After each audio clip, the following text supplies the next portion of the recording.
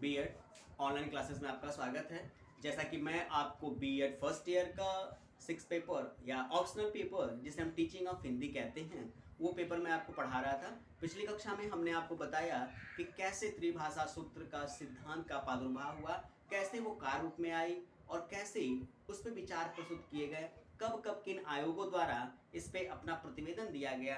उन प्रतिवेदनों के आधार पे हमारी माध्यमिक शिक्षा व्यवस्था या प्राथमिक शिक्षा व्यवस्था या उच्चतर शिक्षा की व्यवस्था की हम बात करें तो उसमें ध्यान दीजिएगा, उसमें ये हमारे त्रिभाषा सूत्र का सिद्धांत सुनिश्चित होता है।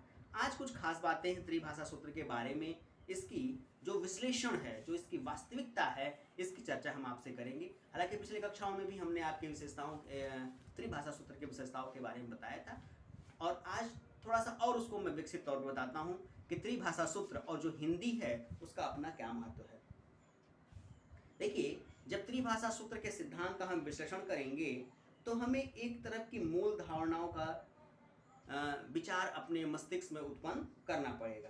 जैसे नंबर एक, दो तीन महत्वपूर्ण बातें मैं आपको पढ़ के बताता हूं। जैसे नंबर एक, शिक्षा का माध्यम मातृभाषा तो होना ही है, साथ ही मातृभाषा अनिवार्य अध्ययन की अभिष्टि भी है। सही बात है, शिक्षा का जो माध्यम है वो मातृभाषा होना ही चाहिए, क्योंकि मातृभाषा ही ऐसी व्यवस्था है जो बालकों को शिक्षा से जोड़ने या बनाए रखने का प्रयास सुनिश्चित करती है। वहीं दूसरी बात कही जाती है, भारत बहुभाषी देश है। सही बात है, जैसा कि मैंने आपको बताया है कि भारत में जितने लोग हैं उतने तरह की बोली है, जितने क्षेत्र हैं उतने तरह की बोली, उतनी तरह की भाषाएं हैं।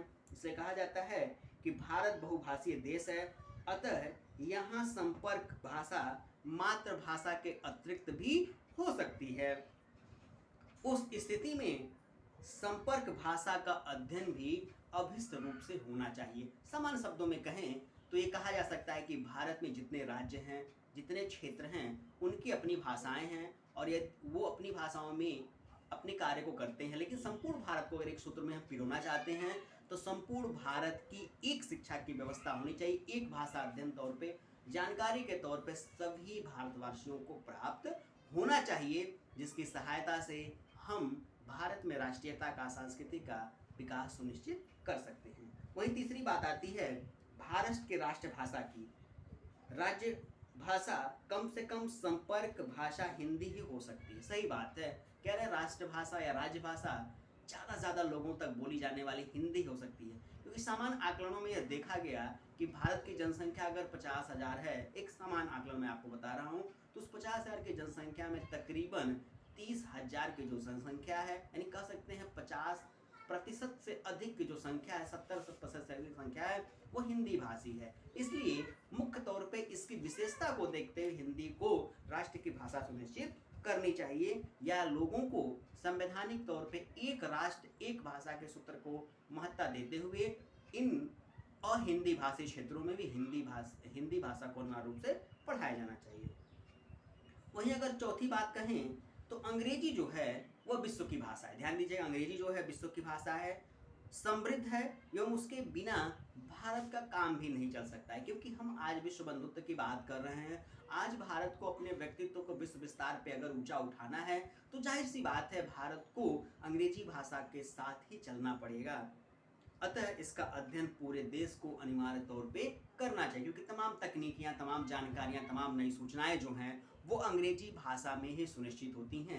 यदि अंग्रेजी भाषा को शिक्षा की व्यवस्था से हटा दिया जाए या उसके अध्ययन की व्यवस्था हटा दिया जाए तो कहीं ना कहीं नई जानकारियां, नई तथ्य, नई तकनीकों को सीखने में हम भारतवासियों को थोड़ी कठिनाई का सामना करना पड़ेगा। इसीलिए आवश्यक है कि अंग्रेजी का जो महत्व है उसको बनाए रखा जाए। वहीं पांचवी बात जो आती है, इस दृष्टि से जिन लोगों की मातृभाषा हिंदी नहीं है उन्हें माध्यमिक स्तर पर कम से कम 3 भाषाएं पढ़ाई जाएं। कहा भी जाता है कि यदि जिन क्षेत्रों में लोग हिंदी भाषा का अध्ययन नहीं करते, जैसे तमिलनाडु है, केरला है, आंध्रा है, वहाँ पे जानकारी हेतु, भारत में उस राज्य के सुनिश्चित बनाए रखने हेतु, तकनीकी और नए उपागमों को सीखने हेतु उस क्षेत्र के बालकों को 3 भाषाएं आवश्यक तौर पे सिखाई जानी चाहिए या पढ़ाई जानी चाहिए। सामान्यतः अगर आंध्रा का है तो उसे कन्नड़ आना चाहिए, और साहित्य से बात है उससे क्या होगा, उसकी अपनी क्षेत्रीयता, राष्ट्रीयता का विकास होगा, साथ ही साथ उसे एक राष्ट्रीय तत्व यानी भारत से उसका संबंध सुनिश्चित करने के लिए उसे राष्ट्रीय स्तर पे हिंदी पढ़ानी चाहिए और अंतर्राष्ट्रीय स्तर पे वो अपनी उपादेयता, अपनी जानकारियों को पहुंचा सके, प्राप्त कर सके। इसके लिए उसे एक अंग्रेजी आधुनिक भाषा पढ़ाई जानी चाहिए।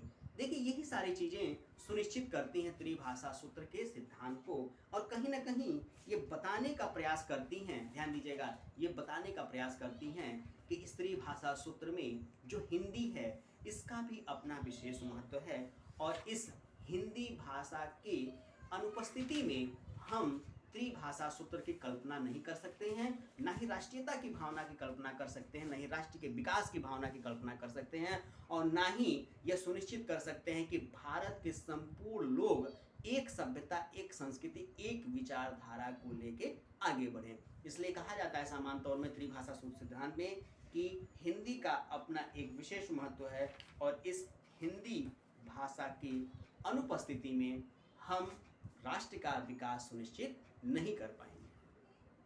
आज की कक्षा में बस इतना ही। अगली कक्षा में एक नया एक नया पद मैं लेके आपके सामने आऊँगा। मैं अगली कक्षा में आपको पढ़ाऊँगा कि हिंदी भाषा माध्यमिक स्तर पे उसका क्या स्तर है, और मध्य प्रदेश की शिक्षा की व्यवस्था में, माध्यमिक स्तर पे मध्य प्रदेश की शिक्षा की व्यवस्था में हिंदी का क्या महत्व है, इसकी जानकारी मैं आपको अगली कक्षा में दूंगा। आज की कक्षा में बस इतना ही। धन्यवाद।